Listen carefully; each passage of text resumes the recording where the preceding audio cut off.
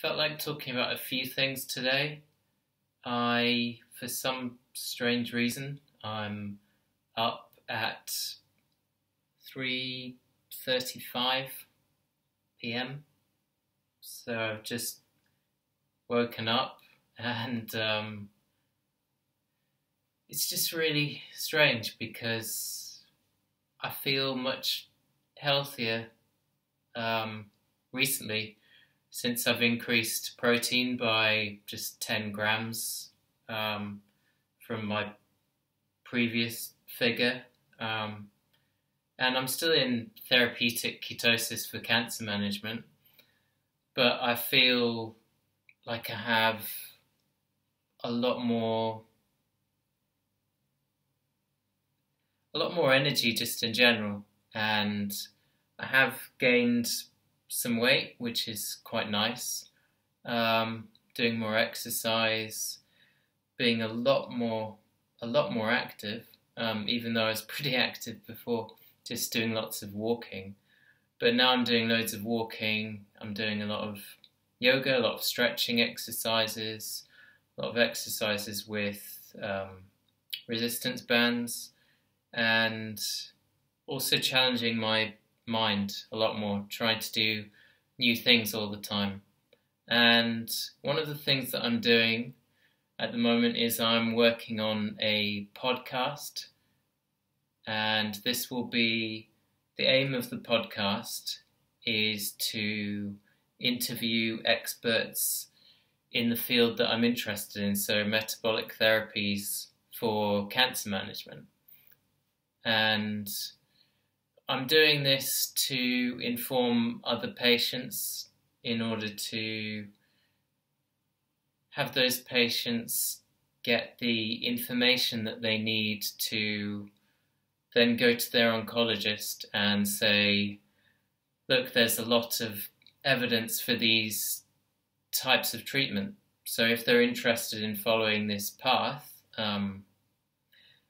that provides resources that they can then use, explore, and then have that discussion. Because having that discussion is really important. And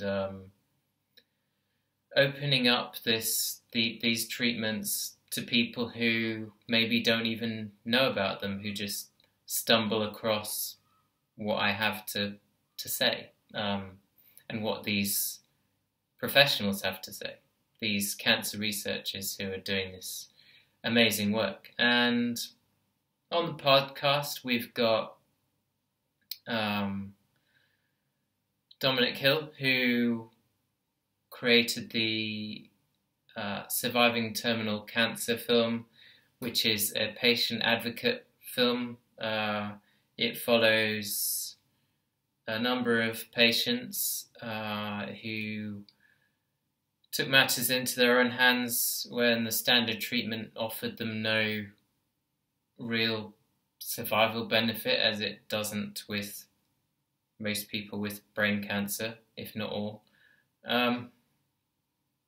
So it's a very thought-provoking film, and I would recommend anyone sees it at www.survivingterminalcancer.com. So he's the first guest that we have already recorded, that we've had on. It hasn't been released yet. These podcasts will be released in time. The second one we have is Dr. Angela Poff, which I am very excited to be interviewing her tomorrow. So that'll be fun. And we're also doing, well, the way it works, the format of it is every week we will introduce a new topic within metabolic therapy, and we will discuss it before and after. We'll try to discuss it before and after each interview with someone who specializes in that particular area. So it will be a lot of fun. It'll be very interesting. I'm doing it with a friend of mine, Phil James, who became a friend of mine through finding out about my specific journey and how I personalized my own approach to managing my disease using metabolic therapy. But then the great thing is that he's gone on and taken the things from that he thinks will work for him and has tweaked a few things in order for it to be personalized. And we're entering an age of personalized medicine, and I feel that if people can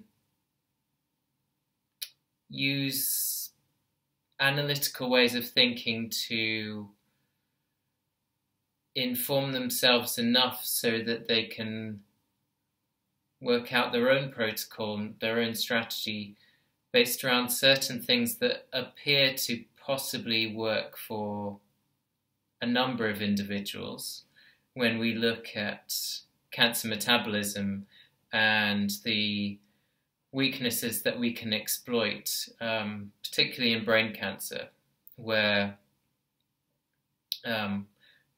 we see in brain cancer that, in the brain in general, that the brain uses up 20% of all of our energy. So, and the brain is involved with so many different physiological processes, just about everything that you can think of, hormonally and all the other stuff. Everything to do with the body is the brain, and the essence of who you are is your brain. So it's vital that we exploit that. And the fantastic thing is that the good thing and the bad thing is that we actually know very little about the brain still. We know a lot, but we still, it's our knowledge will never, I don't think we'll ever know everything about the brain. And we're constantly learning new things. And our brains are constantly adapting and changing. So I don't think we'll ever know the limits that we can truly reach. And that's exciting. So I do think that there's lots of potential. I will try to, I've got a list of people who I'm very excited about talking to. Another thing is I've been working on my research proposal for university, and that looks like it's going really well. That's to do with the ketogenic diet as well. So in the lab setting. So not quite humans yet. It'll take a good few years to even get any meaningful data if what I propose will finally get will finally get the approval that I need, and so that I can do this in a practical aspect in the lab. And yeah, it's really exciting, but it's also quite a task to see this through. And I've already written a long proposal, which a number of people need to look at, and I need a supervisor, and then I need someone supervising me doing the actual experiments, and then we need enough people to work with me on it. So those are the challenges, and obviously there's the money aspect. So quite a long way to go yet, but I'm optimistic and encouraged by what I've heard so far. So hopefully within the next few weeks I hear more about that. And strangely, I'm very alert at this time. I don't know what's been happening, but since I've been a lot more active, I seem to actually need less sleep. And since I've been eating more, I need less sleep. And that's kind of the opposite of what I expected to happen. I expected to need more sleep because I'm so much more active. But it seems to actually leave me a bit hyperactive at times, which is kind of a bit odd. And I've been doing a lot more social things, which is quite fun because I've had more energy. And yesterday evening I went to, after quite a nice time in the park in the sunshine, doing some sunbathing and some yoga and some stretching. It's more hatha yoga that I do, so it's trying to improve my flexibility and trying to resolve my anterior pelvic tilt, which I seem to have acquired over time, which isn't a nice thing. It's not very good. It's not a nice thing, it's just undesirable. Gives you lots of stiff muscles in areas you don't want it. So my hamstrings were particularly stiff, so my whole posterior chain was just out of alignment, so I'm trying to bring it back in through improving flexibility of my hamstrings, my glutes, and that would alleviate pressure from my lower back, and then loosening up those tight hip flexors as well. Working hard on that, and I am noticing changes in my posture, which is really nice to experience, because it's such a problem in modern living when we're sat down so much and things are so convenient, and it's just ironic how convenience becomes an inconvenience, because you get this pain in the lower back that can get quite debilitating if you're constantly seeking convenience in every aspect of your life, as we're just making everything so much more convenient these days that if you try and go out of your way to make things inconvenient in a physical aspect, then you can actually help to improve this. So some of the things that I do is I often wear a backpack, a rucksack, so I've tried to make sure that it's adjusted onto my back properly, and quite tightly strapped in. Often I will actually take it off because I don't think it's good to constantly have it there. Just kind of tightens me up, and it puts weight on my spine in areas I don't want it to, and doesn't help. It makes me a bit more kyphos than I'd like to. I need to bring my shoulders back a lot more. So I'm learning a lot more about that, about posture, which is good. And even that change gives you more energy in itself, because if your muscles are always tight, particularly in the shoulders, it acts like a chain and goes up to your head. And if my problem is my head anyway, that's not ideal. So I've noticed benefits already. And I do things like, if I'm on a train, even if there's loads of seats, I'll stand, and that just stops those muscles getting tight. I'll continually stretch, do the hamstring stretches and the glute stretches. And when you work the hamstrings or the glutes, it's good to work them together rather than in isolation, because they work best together.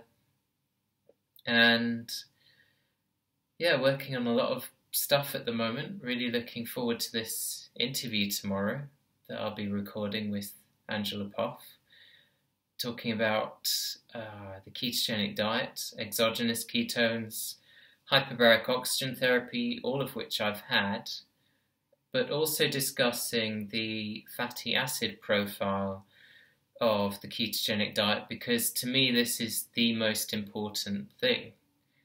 we know that in glioma cells, in particular, in all different types of brain tumors and many different cancers, we see a dysregulation of lipid homeostasis.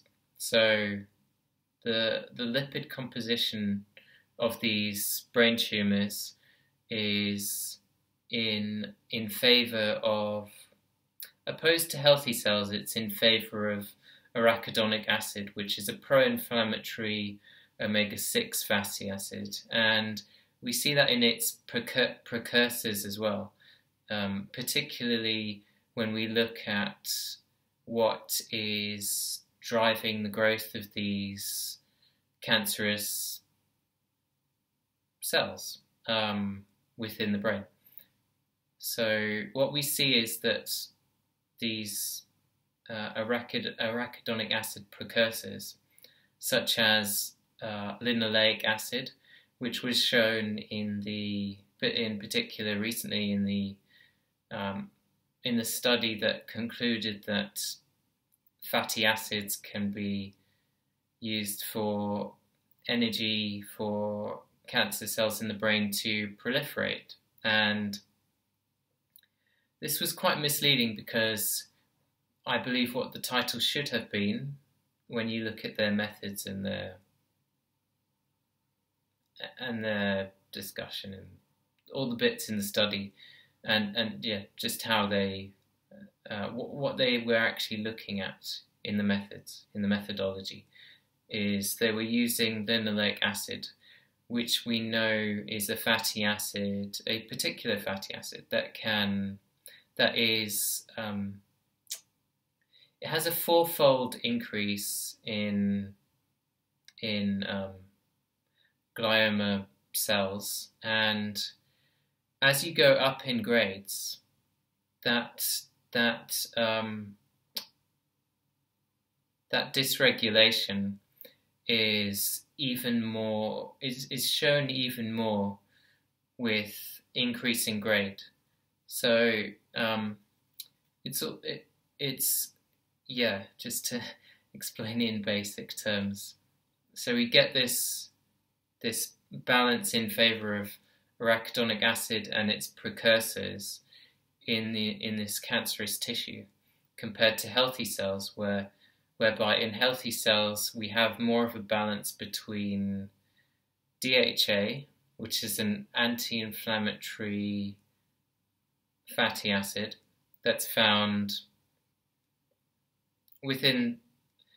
it's found in abundance within healthy brain tissue and the retina, which is just an extension of the brain. And yeah, I'm just trying to clarify this so I don't sound like an idiot. And in the malignant cells, what we find in and around brain tumor tissue, in and around the tumor site, what we find is decreased levels of DHA, docosahexaenoic acid, and significantly increased levels of arachidonic acid. So these long chain fatty acids. And it's important to note that while omega-3 fatty acids are anti-inflammatory, we do need a certain amount of omega-6 from the right sources. So not from vegetables and trans fats, that kind of thing, but from things like coconut oil, olive oil, just sources that are natural rather than synthetic and messed around with in the lab. Nothing hydrogenated, because that will always promote carcinogenesis, which is what we don't want. And the right 6 fatty acids will help things like fighting off infections. It will stop the blood becoming too thin. So you do need a certain amount, but in the standard diets that we have the standard UK diet and the standard US diet. I like to call it suck because it kind of sucks. Standard UK diet. In the standard UK diet and the standard Western diets, let's say, what we see is it's usually at least a 20-to-1 ratio in favor of omega-6. So you can see that's really unbalanced in favor of these pro-inflammatory fatty acids, and we need to try and redress this balance even in standard diets. So you can imagine in someone who has a diseased brain, particularly with brain cancer, where we have this even more of an imbalance and even more of a requirement for DHA, which is one of the most prominent fats within the brain, taking up a significant amount of those of the composition of fats within the brain. That a high DHA ketogenic diet is what is necessary to try and rebalance the lipid composition more in favor of what we see in the healthy cells of the brain, to try and restore proper functioning. And in vitro and in vivo studies, where we're looking at the rodent model, it's actually been shown that you can reduce migration of these gliomas through readdressing this balance. So if you were to have a solution that does have this fourfold increase of linoleic acid, even if you don't reduce that and you increase DHA content, you can bring it back into balance more, and you can reduce the migration and halt tumor proliferation and invasiveness. So it's the omega-3 and 6 ratio. I like to call it the fishogenic diet. So it's the way that I do it is I try and attain at least a one. Well, I say at least. This is kind of extreme. I try and attain a 1-to-1 ratio of omega-3 and 6 fatty acids in my blood, and I do this through a test which is a global test. It's a company from the US, but you can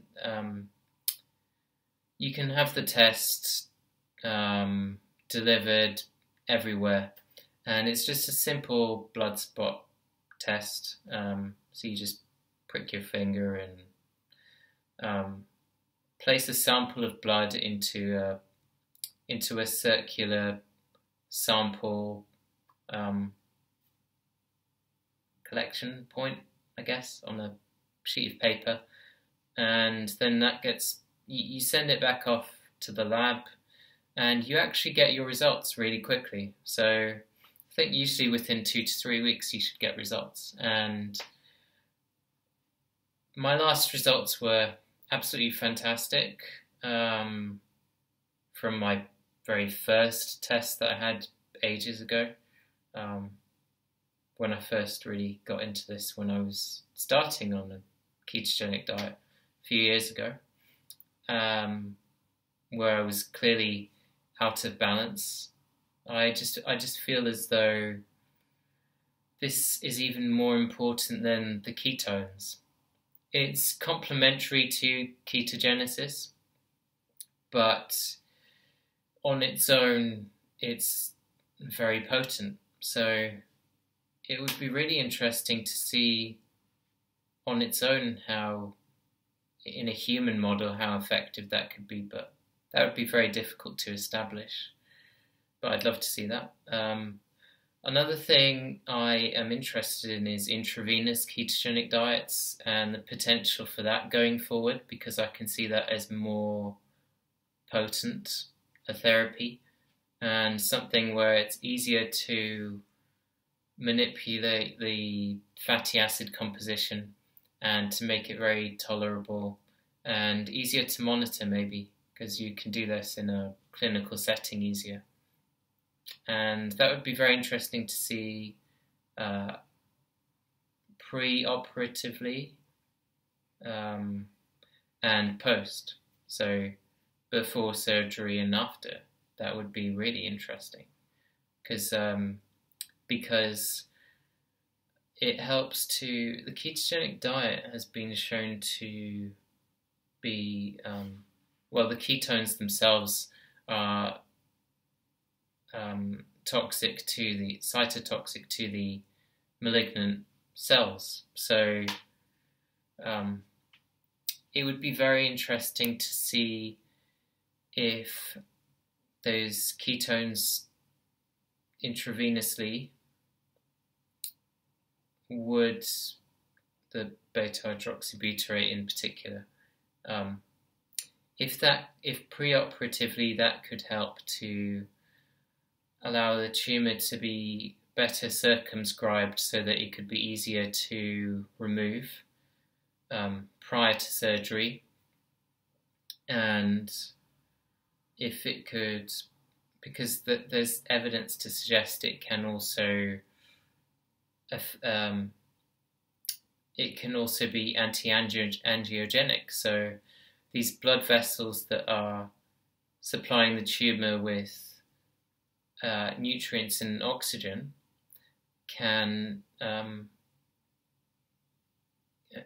be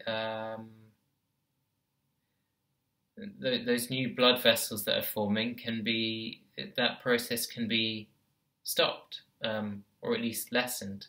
So that would be really interesting to see. But I think it'll take us a while to get to that. We've seen that happen with status epilepticus, with children with drug-resistant epilepsy in severe circumstances. And that's shown to be, there's only been a few cases within the literature on that. I'll try to put that in the description at the bottom because I would just find it really interesting. And I think that could be the future if people get round to accepting it, because I believe that could and possibly should replace chemotherapy.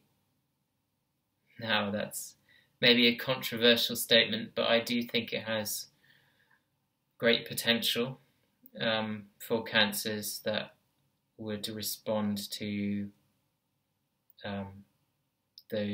would respond favourably in theory to that type of treatment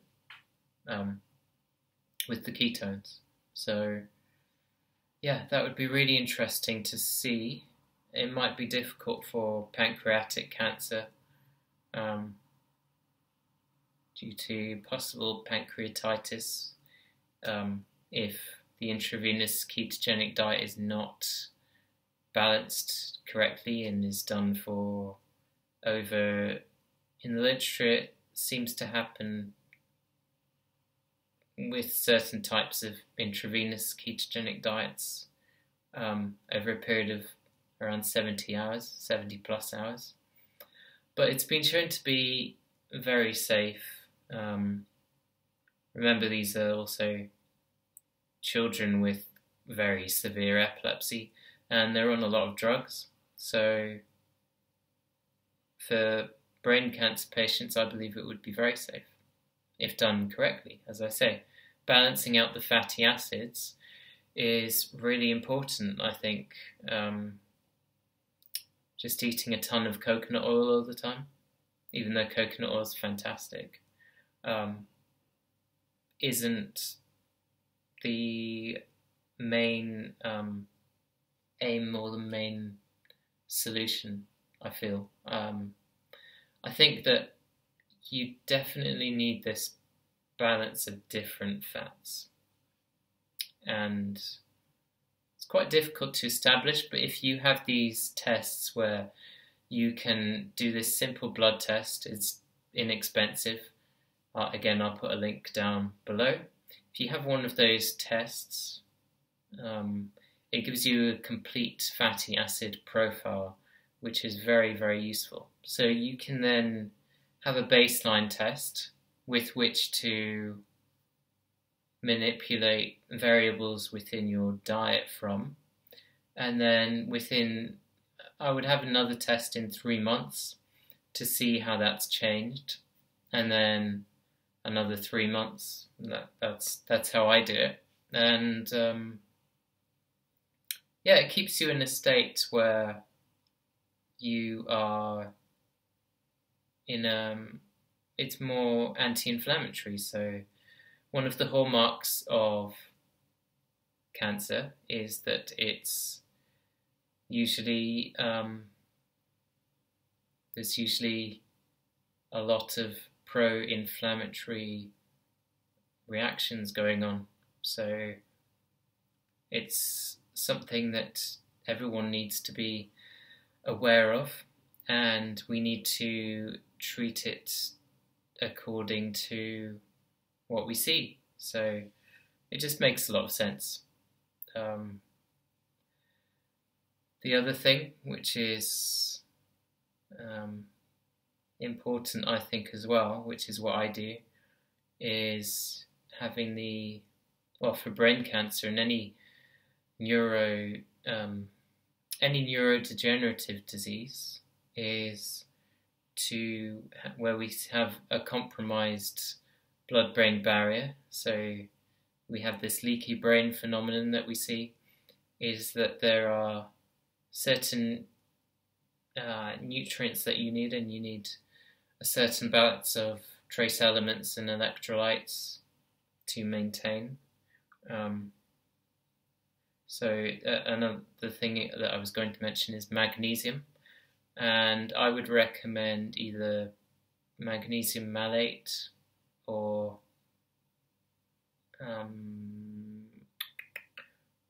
magnesium chloride, which is what I take. But I only really take that because I find it very convenient, and magnesium malate has carbohydrates, even though it's probably mostly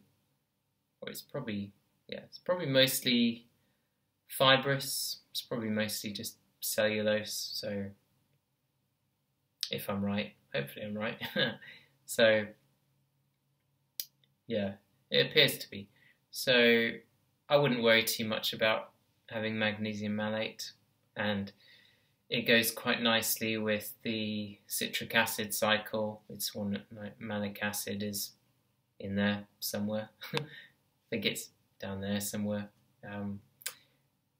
So yeah, what was I going to say? Just, yeah, been doing a lot of sunbathing. Things have been going really well at the moment. Got so much energy. That's the main thing that I'm just almost getting to grips with. I had energy before, but I seem to be improving all the time. And before it was a lot more transient. So I was getting spells of lots of energy, and then just really randomly after a few days or a week or a few weeks, I just get this sudden dip where I just get these,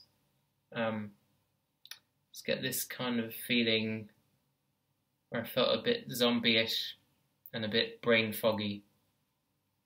But no, I don't seem to get that so often. I do occasionally, but it's more to do with changes of temperature affecting the area of my brain where the scar is. So my scar is very sensitive to changes in temperature, overstimulation. But the thing is that recently I've been able to, my threshold is even more,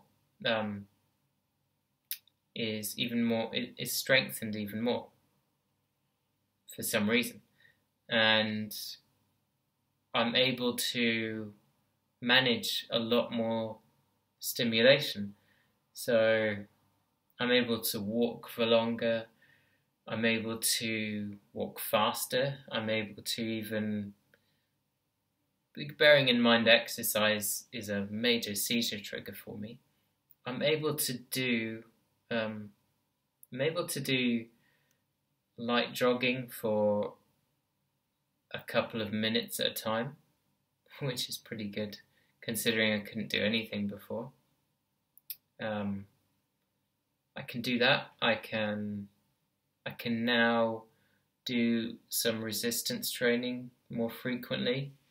I can concentrate on tasks more, but speech over a period of time, if I really have to concentrate and there's a large group of people, can still act as a trigger for me. Yeah, that's the funniest trigger. People can't see that, so it's very difficult to get out of those situations because it's the speech and movement area of my brain. But again, my tolerance to that is improving. And another thing that I do, which helps it just helps my confidence when I'm out, even though I barely actually use it, is I have a medical bottle that I take with me, which has my exogenous ketones in it.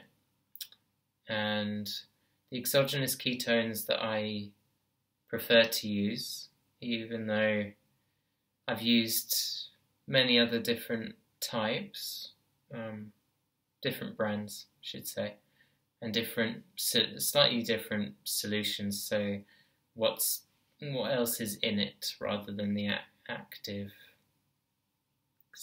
compound? Yeah, just the ketones themselves. I've tried a few different types, and the type that seems to respond best for me personally is Keto Force from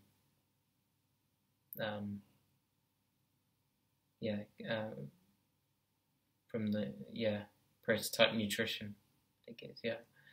So Keto Force is the one that works best for me. It is just a solution that has citric acid in it, and I don't think it has anything else. It certainly doesn't have any sweeteners, which can be an issue because it can interfere with your insulin response. So I don't take that. And also I don't feel it's good to stimulate the reward centers in your brain constantly. So I'm not a fan of even so-called natural sweeteners. And I also feel that on a well-formulated ketogenic diet, you shouldn't be getting any cravings. So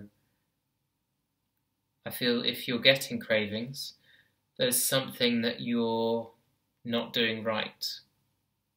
And that's what I believe. So the main thing is, I notice a few things actually. I notice that if I do crave certain foods, it's often because my sleep cycles have been disturbed. I'm tired and I've been staying up later than I should. My light cycles, I'm taking in too much artificial light, which again it disrupts two hormones in particular. It disrupts leptin and ghrelin, so your feelings of satiety, fullness, and your appetite. So it affects those negatively. Even if you have had enough to eat, those hormones are dysregulated in a way that you would still feel hungry. Your brain's still sending signals that I want more food. And usually it makes you want more, it makes you crave more sweet kinds of foods. So yeah, that just shows that you're doing something wrong. And it's usually when excess cortisol is produced. So cortisol is a stress hormone, which some stress can be good at the right times. I mentioned in one of the podcasts actually about eustress and distress. And this is actually something that I learned when I was at school many years ago. Just about, eustress is a positive kind of stress. Like if you do exercise or have cold thermogenesis, where you have a nice bath or a cold shower, which it stimulates your immune system and it wakes you up. And also a great example would be just when you wake up, you have cortisol that's produced, and that's what wakes you up in the morning. But you don't want elevated cortisol all the time, because this eustress, which is a positive kind of stress, it's EU stress. The EU does stress me out, but it's not that. It's not the European Union. it's eustress, so it's just a kind of stress.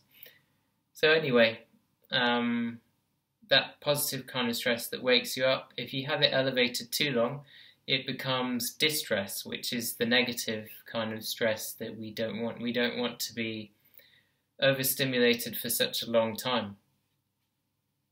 So we don't want that kind of stress, and we don't want the negative kind of stresses either.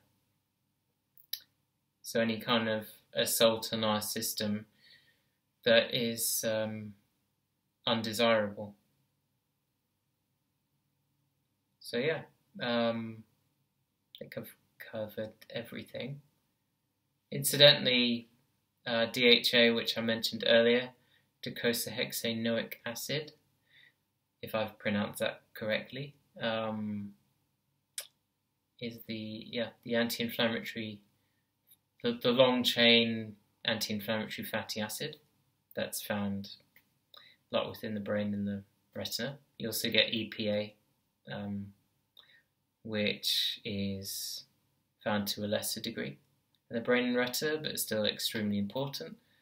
And phosphatidylserine is also very important, as are a number of different fats, but DHA is the one that seems to be the biggest thing to focus on for brain cancer management, or at least it's very significant, so that's why I mention it. I'll learn more as I go along. I'm always learning more, and I always believe that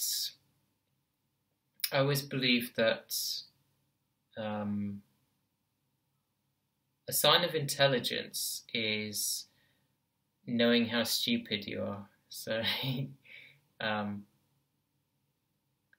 accept that you are ignorant to a degree, but be confident in your conviction and be confident in your ability to question and analyze effectively, and be skeptical of everything you hear. So everything that I'm telling you now, be skeptical of that and look at the information and make up your own mind. I'm not giving medical advice, I'm just providing information. So if you go on my website, I have a lot of information on the things that I'm discussing in this video, and that provides that's there to provide resources for people who want to know more about the mechanisms behind what I propose in my theories and my application of those theories, and in the established research that we see that I'm attempting to put into a human model, which is myself, a human guinea pig, reluctantly. But I'm trying to have fun with it at the moment, because if you don't have fun with it, it becomes a chore. And I also believe that if you want to make something habitual and part of your lifestyle, part of your natural behavior, you need to make it part of your daily life, so part of your environment. So if we make something part of our environment, it not only changes our perception of that stimulus, it changes how we can adhere to this kind of treatment. So we don't really even have to think about it. It's there. It's all planned out so that we don't have to think about it. And we can have fun with it as well. So that's what I do. And been spending a lot of time in the sunshine at the moment. It's really nice, getting a lot of vitamin D. It's really good for supporting the immune system and has anti-cancer effects in itself, which are quite potent. And just having fun as well. Stress isn't good for the immune system, certainly not. The bad stress, distress, which I mentioned.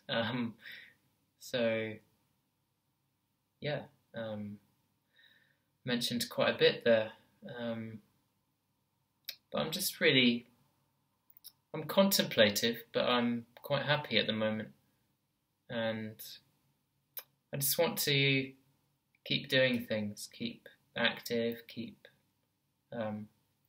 improving my social life as well. I've been going to a lot of meetups recently. Meetup is a website that you can go on. It's also an app where you can meet new people and try new experiences, which are completely random.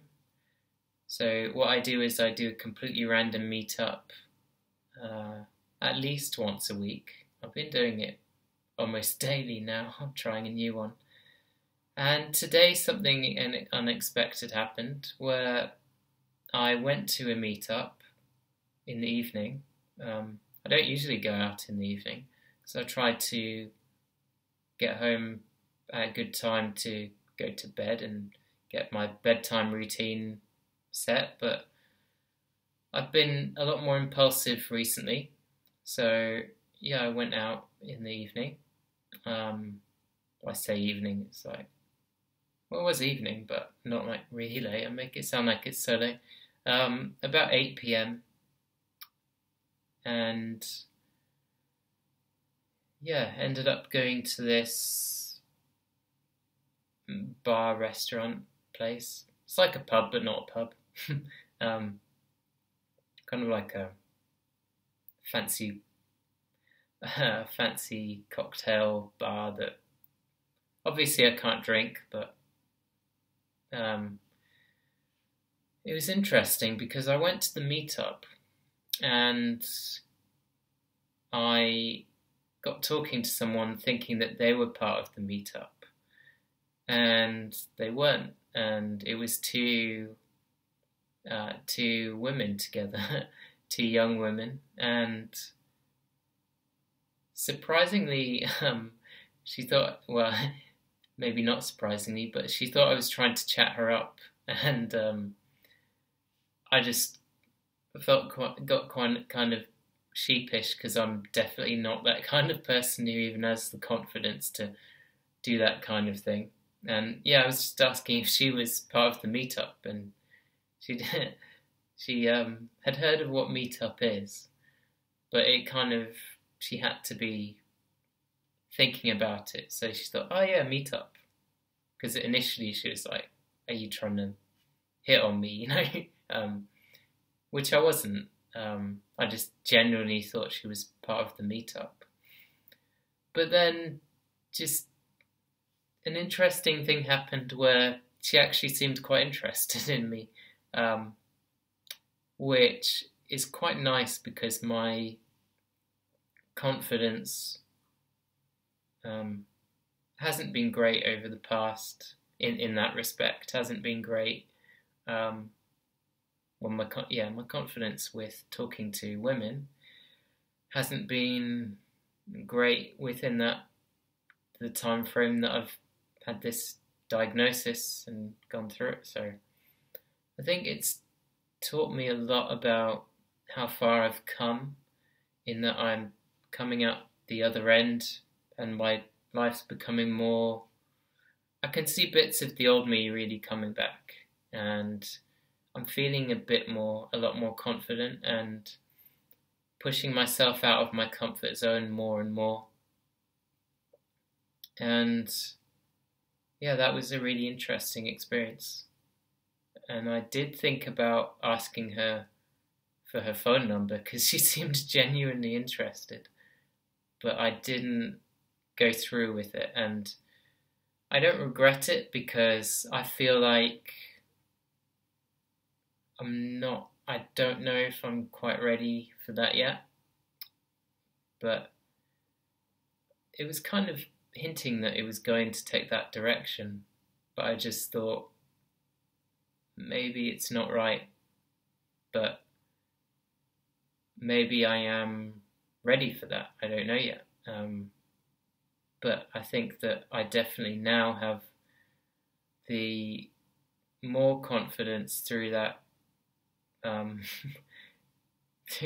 through that mistaken interaction where eventually it was like I don't like the term picking someone up, because it wasn't. I was exploring their personality and their passions and who they are as a person at a deeper level, not at a superficial level. Even though they were quite attractive, you do need that chemistry, that untangible thing, and you do need to be attracted to them in a number of ways. But I'm not a superficial person, so it needs to be a deeper connection, and I'm prepared to be patient with that. And I'm still growing as a person, still learning about who I am and how I can strengthen myself enough so that I can think about someone else, because I don't want someone to be like a savior for me or anything like that. I'm perfectly comfortable with being single and being who I am, and that actually gives me so much freedom to do what I want as well. So it'd be interesting to meet more people and see how that goes. Try new experiences, broaden my horizons, try a new thing every day, and got so many things coming up. It's really exciting. Another huge thing is I have been invited to speak at a big conference in South Florida in February, which I'm really excited about.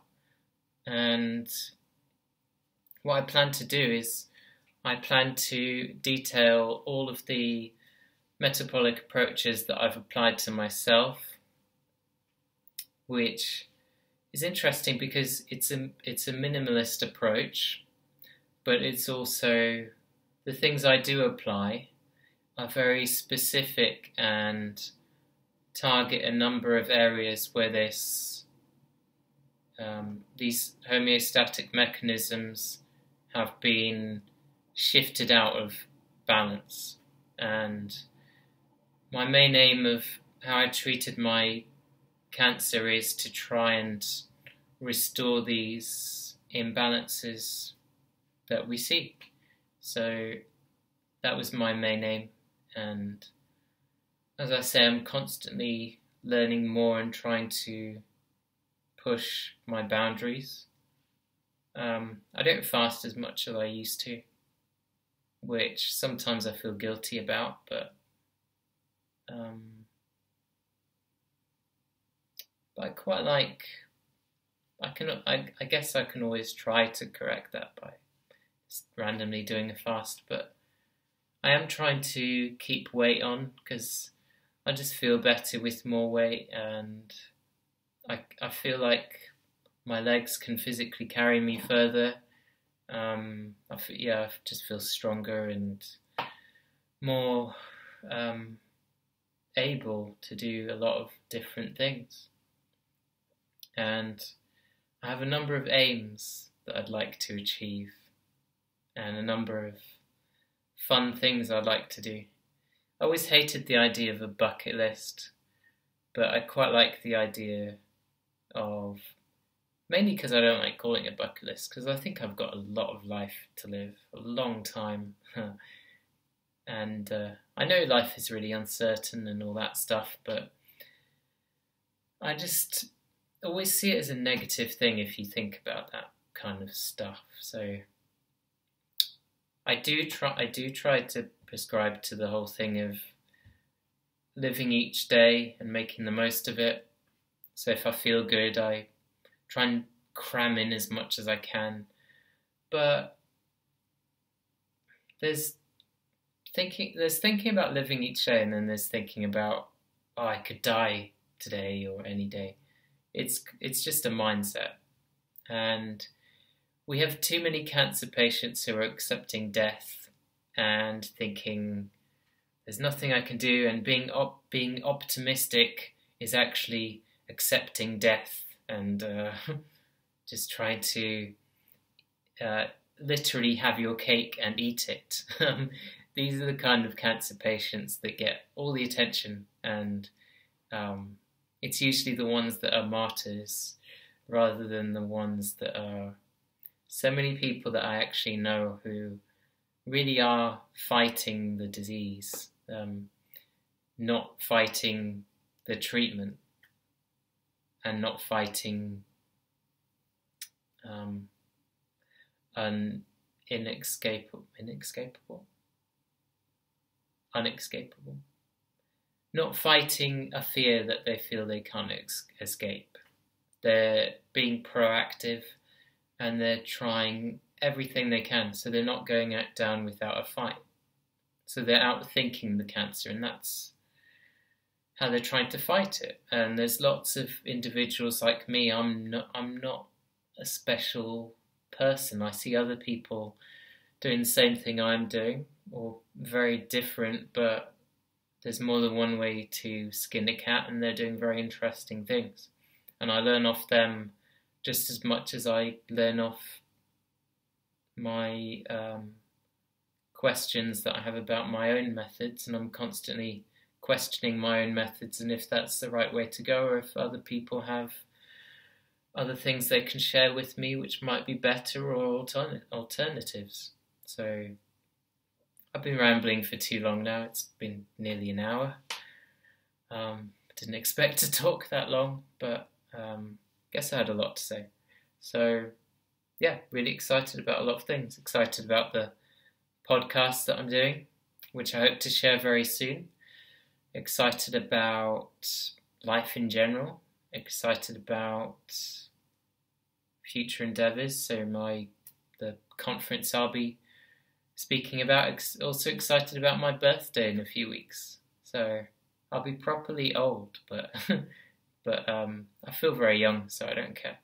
I still look the same as I did 10 years ago. So yeah, I don't care about that. Try and be like a Benjamin Button character. Get younger as I get older. Anyway, that's me for now. I'm going to try and have a short nap and then wake up, have my morning walk and get on with my day. Got an exciting day planned.